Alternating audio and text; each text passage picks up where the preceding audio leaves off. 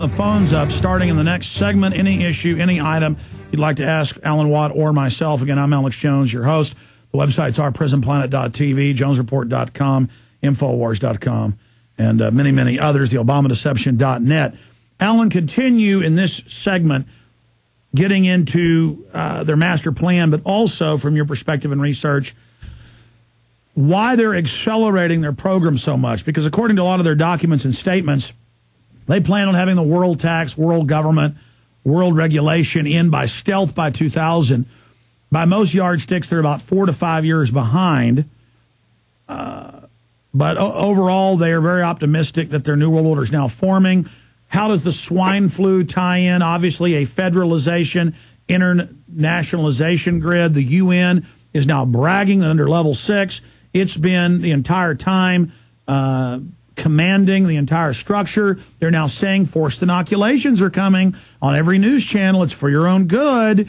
Training us, we've got to be locked down. Brigade Homeland. Northcom's got to keep you safe. Oh, foreign troops in FEMA National Level Exercise 2009. They're preparing, working with our military to, quote, deal with American terrorists. This is from FEMA's own website. So right now it looks like they're accelerating the change. As Lenin said, there are times in history when more happens in a month than happened in the previous 100 years, to paraphrase. So clearly we're entering a jump point. Are we in the major flux point, the flash point, the jump point of change, or is this acceleration of change just a prelude to a bigger cataclysm of massive change coming in the future? And when is that date from your deep research, Alan Watt? Yeah, we're going through the preparation for it now. Since 2001, I always look back and I say, my God, look how many crises and fake crises and false crises we've had since 2001. We've had the environment hit us at the same time. Oh, my God, the climate change, global warming, and taxes for all of that at the same time. And the terrorists. Terrorists, they're just everywhere, like the movie Brazil. No one ever finds them, but they're supposedly all over the place. And then the coming pandemics and plagues at the same time. And then the banking crash. They gave us a banking crash just to make sure that we got the message. And then they bail out the banks. And at the same time, they've just come out and said they're going to give billions of dollars to third world countries to help their environment and so on. I mean, this is impossible. If this was spread over a 20-year period, with every single event, we'd have time to think and talk and say, I don't quite grab this, it smells wrong.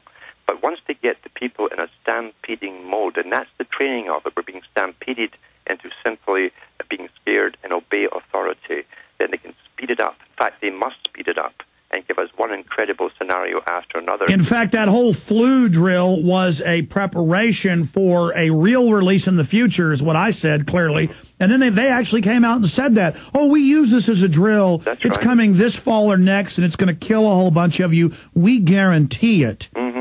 And so will it be a release flu that kills the people, or is it going to be those inoculations as they inject people and they get sick and die in front of everyone? We know the Gardasil and the factor VIII and all the other soft kill murder operations are beta test of their killing systems, but also beta testing the response and turning everybody dying of cancer and diabetes into a cause celeb and balls and everyone wearing ribbons and, oh, your hair is falling out. You know, and the movie stars, they're all dying too. It's so cool. We're part of it. We get attention. Again, they just put everything into a process. It's all processes. It's techniques, actually. And the thing with depopulation, as you say, is we're all in it together. In a war scenario, that's a common slogan you see plastered everywhere. We're all in it together to get us all working along the same path. We all suffer together. We all die together. And what you've got also sweet. at the same time is the cult of celebrity, because the celebrity is really part of culture creation and manipulation. Everything comes from the top and what the stars say. In fact, the stars override even the scientists. If you get a famous star to come out and talk about the environment, the people will just gobble it up and think it's true. So we're managed in a scientific manner perfectly. But the elite don't have total control because 37,000 top scientists send a detailed paper and a signed petition, but it gets almost zero news coverage, and Al Gore laughs and says they're all conspiracy theorists that think we didn't land on the moon. That's right. And we must remember, too, here's an ominous thing that people don't generally think about, because we're trained to believe, and we have been deliberately trained to believe, that the medical profession is just there to help you. When you go into the history of the big factories, the big corporations that create vaccines, you will find that they are part of the military-industrial complex. They're on the cutting edge of dealing with killer viruses and killer bacterium, which is part of biowarfare. They all come out of Cold Springs Harbor and the Kaiser Wilhelm Institute and the big medical facilities in England, and you'll see the founding directors and then their sons and everybody else are all public eugenicists. It's like the IBM human genome run from Cold Springs Harbor last year. The director comes out and says blacks aren't humans, basically kill them, and I'd already put him in Endgame saying he was one of the top technicians coming up with the eugenics op. And I mean, but the big secret is a lot of racists go, good, kill the blacks.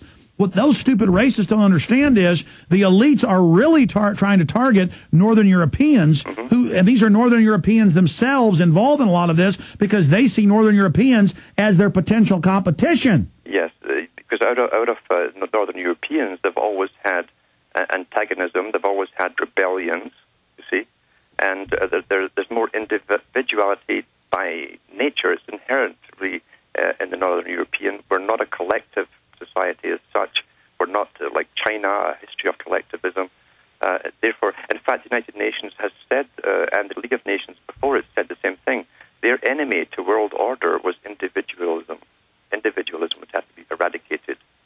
But getting back to the laboratories, you look at Baxter Laboratories. Now, Baxter Laboratories, we've got to remember, was paid by governments. They're combined with biowarfare departments. They were paid during World War II to come up with different bacterial and viral warfare ingredients, etc.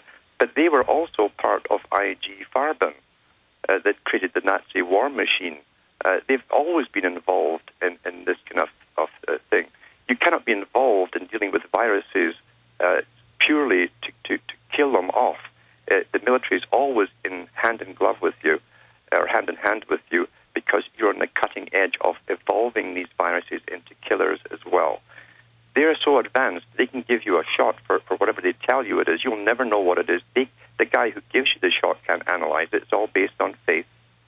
And they can give you a booster down the road that triggers off the first shot, and down you go.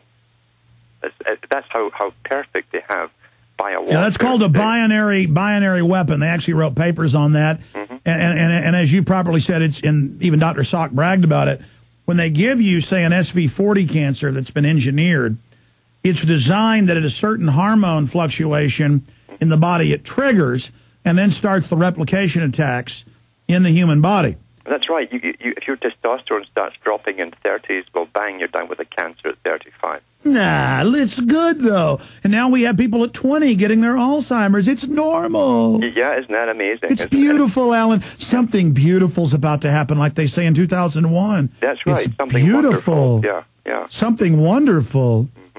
Oh. But that's how it is. And we've got to understand, as I say, these big international corporations and laboratories are all part of a military-industrial complex. A book was written after World War II. Actually, it was written about the 1990s, by a Toronto Star reporter who got hold of lots of declassified information from the Canadian, U.S., and British governments that all worked together. The book is called Deadly Allies, Canada's Secret War. And those guys, during World War II, and Canada led the field, they could get a virus, a common virus, turn it into a killer within about an hour in what they call the fast breeder. They were so far advanced in World War II. And guess who was all on board working with them? The same big pharma companies that deal with making your inoculations. And all run by eugenicists on record. But, Alan, shouldn't we just trust them?